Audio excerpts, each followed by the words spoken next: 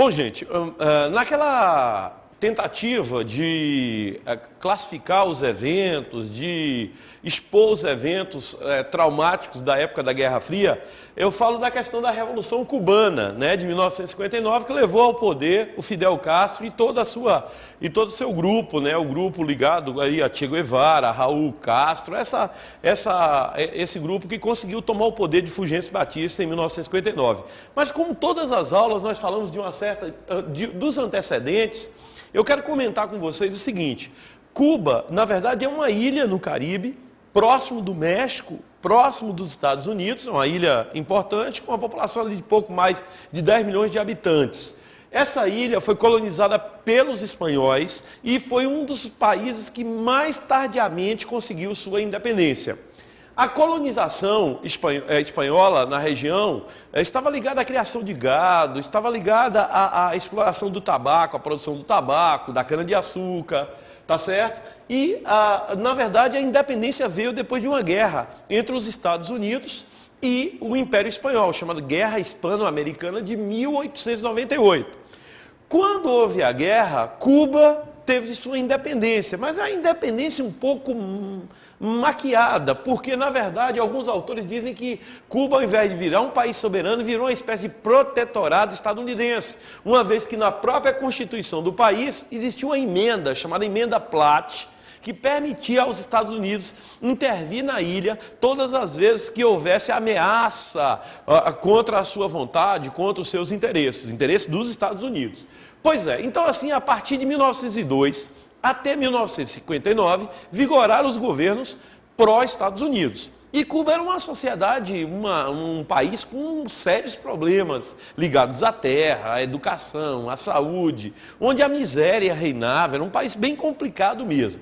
É nesse contexto que nós temos lá no início dos anos 50, em 1953, um episódio chamado Quartel de Moncada, quando tentaram os comunistas, os nacionalistas, eles tentaram tomar o poder das mãos de Fulgêncio Batista, mas deu errado. Inclusive o Fidel Castro foi preso, posteriormente exilado no México. Mas em 1956 eles retornam à ilha de Cuba e iniciam a guerrilha numa região chamada de Sierra Maestra. Era uma guerrilha de floresta, onde um grupo reduzido de homens gradativamente foram tomando postos de controle do governo de Fulgêncio Batista, angariando apoio de parte da população, conseguindo armas, até que em 1959 o governo de Fulgêncio Batista é deposto, Fidel Castro sobe ao poder. Mas olha só, no mundo, né, eu estou falando no mundo da Guerra Fria, durante a doutrina Truman, um governo nacionalista numa ilha, ele era um perigo para os Estados Unidos.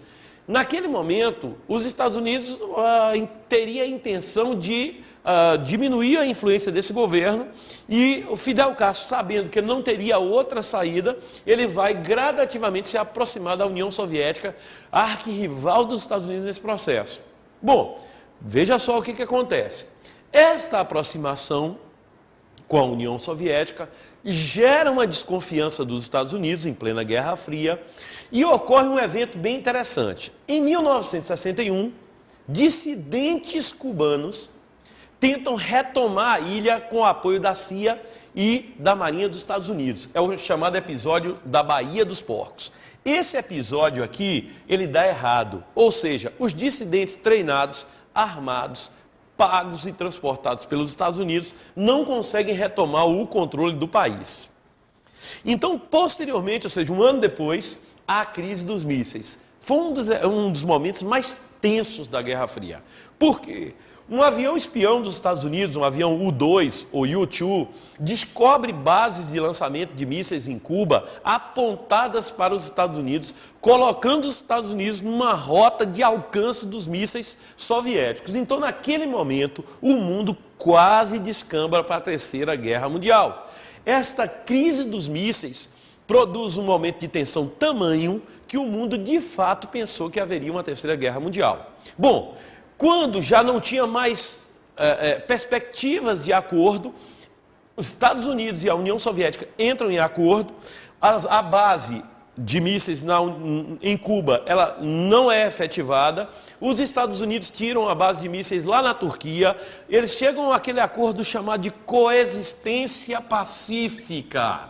Coexistência pacífica. É interessante, né, pacífica, porque essa coexistência, na verdade, eles chegaram à conclusão que uma guerra entre os dois, as duas superpotências, seria um holocausto. Então, ninguém sobreviveria. Então, eles passariam a se respeitar mutuamente. Então, para evitar que o governo de Cuba se deslanchasse, os Estados Unidos fez um bloqueio, Cuba se alinhou mais e mais à União Soviética, a União Soviética passou a patrocinar o governo de Fidel Castro e durante os anos que se seguem, os anos 60, os anos 70 e até o final dos anos 90, a União Soviética patrocina uma série de ações comprando produtos de Cuba, fornecendo materiais a Cuba, e Cuba de fato se deslancha, se tornando uma espécie de ícone das esquerdas latino-americanas.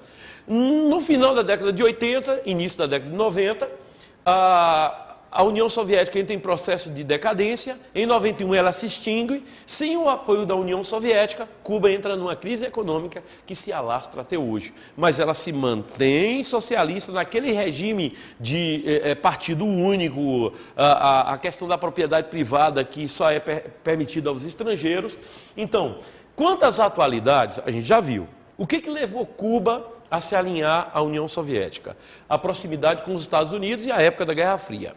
Em 2007, o grande líder de Cuba, o Fidel Castro, adoece, e ele continua doente até hoje, 2014, né, ele continua doente, ele adoece, se afasta, o irmão dele chamado Raul Castro assume o poder, está até hoje no poder, e Cuba passa por um processo de transição.